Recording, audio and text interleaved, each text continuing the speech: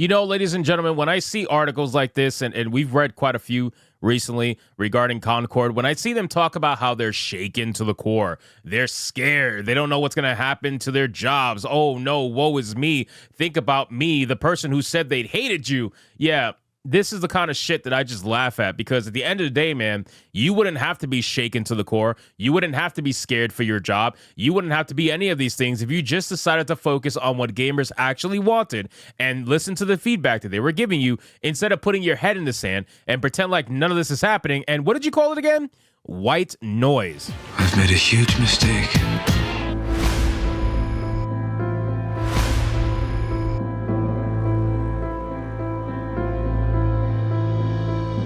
Now, again, ladies and gentlemen, this particular article is focusing on the former owner of Concord developer, who was the owner of the studio before they sold it to Sony, basically. And even they are coming out and trying to say that they're shaken to the core and they don't understand what's happening and they're scared for the future and blah, blah, blah. It's all BS, bro. What are you talking about? You're shaking. You're probably happy as hell that you sold off this studio of activists, right? The person who sold this off was a genius, because he saw the writing on the wall and he's like, let me sell this shit to a company that's stupid enough to take my millions and run away. So let's get to this article from That Park Place. But of course, before we do, if you are new here, just consider hitting that subscribe button. I would greatly appreciate it, and like the video to push us out into that YouTube algorithm. Former owner of Concord developer shaken to the core by game's failure, but ignoring any discussion of DEI or wokeness, leading to its downfall. The former owner of Concord developer Firewalk Studios, which is called Probably Monsters, is reportedly shaken to the core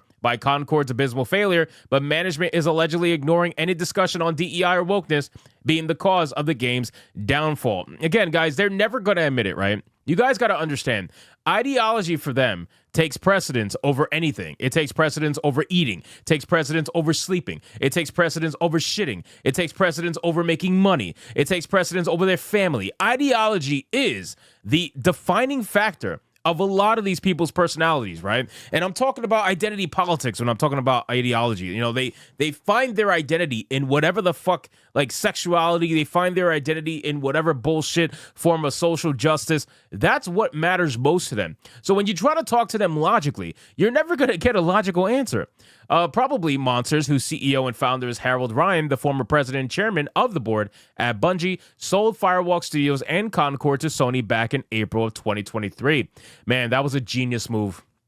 That was a genius move. Shout out to him. He knew what was happening. Harold Ryan knew what was happening with this game, and he knew he needed to get out quick before he suffered these terrible numbers, man. And Sony, being so unbelievably stupid, they bought it up. They're like, yeah, Slay Queen, look at all this DEI. I love this shit. This is going to be incredible. So again, we remember Amanda Kiefer, melting down over the fact that she's scared to lose her job and whatnot, and people need to be feel bad for her and think about the art team and blah, blah, blah. No, fuck you. Okay, you guys didn't want to listen to gamers. You guys absolutely hate gamers, and you know that if this was a successful game, you would be rubbing it in the face of everybody who talked bad about your game, but since it's not successful, now you want the pity party. Yeah, that's not happening. Now a source close to Probably Monsters informs That Park Place that Probably Monsters has been shaken to its core due to not only the game's failure, but to the extent that it failed. While the company and its employees have been shaken by the failure, one thing that is not shaking them, and that they are not even acknowledging, is the game's embrace of woke ideology and diversity, equity, and inclusivity. Interestingly, this source also informed That Park Place that the company did indeed have discussions beforehand about how heavy it would embrace woke ideology. As shown in the game's final product, it does not appear that dissenting voices were able to bring any reason to those wanting to insert the woke ideology. And now it appears executives want to bury their heads in the sand. Of course they do. Because accountability is something none of these people do. None of these people are able to be accountable for anything, right? It's always somebody else's fault. They fail upward every single fucking time. You guys know this. This is how it goes. This is how it happens. It's terrible. It's bullshit, really. But that's just how it goes in the gaming industry. Not even actually. Let me preface. Not even just the gaming industry. Entertainment as a whole. I say this so many times, but it's true. In the entertainment industry, TV shows, movies, games, everything. They do not take accountability for their failures, right? Back in the day, if a movie failed or a TV show failed, they will come out and say, it looks like it didn't resonate with target audiences. We'll try to do better next time. Now, what? They don't give a fuck. They're going to be like, oh, well, you know, those bigots, those chuds, they were out here talking bad about the game, and that's why the game failed. It's not because we did anything wrong. You know, we made a great game. It was super diverse, and that's why it was great. And people should have played it. You know, the people who did play it, they had a ton of fun, and they're still playing it. Like, They will say these things even though the numbers tell otherwise, right? Just like they tried to say, oh, Concord had a player base that they all love the game, right? If that was the case, the 700 players that played Concord on PC, the numbers wouldn't have dropped to 100 just after 5 days, right? If people loved playing it so much, what happened to those 600 players that bought the game, played it, and left? What happened to them? You only had less than 100 players left when you got to the 10-day mark. You were going into double-digit numbers. What happened to all the players that bought the game? If they were loving it so much, why'd they stop playing it? Only after a few days. It's not like, bro, that's insane. Like, you guys don't want to actually sit there and admit that you're the problem. You are absolutely the problem. It is not gamers. It's not your customers. Your customers are not the problem because those customers have no problems dropping massive amounts of money on games that are actually giving them what they want. People are dropping $70 real quick to go play Black Myth Wukong. Nobody even batted an eye because they knew what they were going to get. The developers were very forward with what they were going to give you. They were going to give you an awesome experience, something that was true and great mythology from Chinese people. It was awesome. People loved it. People like it. What are you doing? Like, why are you?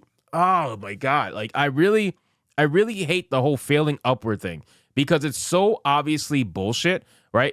And they try to pass it off as fact, right? They're like, oh, no, it's never our fault. No, it's your fucking fault. Take some accountability for why your game failed.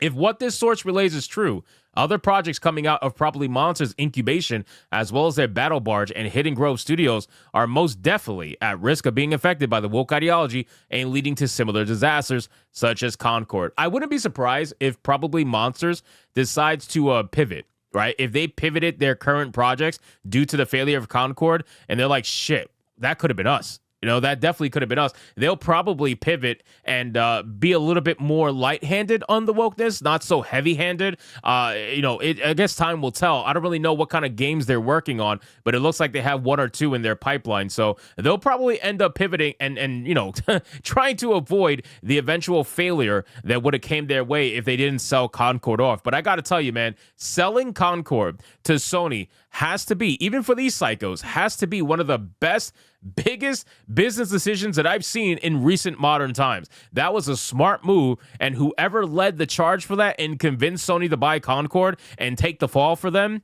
man, that is a fucking genius right there. So anyway, guys, thank you so much for watching this video. Hope you did enjoy it. If you did, consider leaving me a subscribe. I would greatly appreciate it. Don't forget to like the video, comment, let me know what you thought, and I'll see you guys on the next one. Hypnotic out.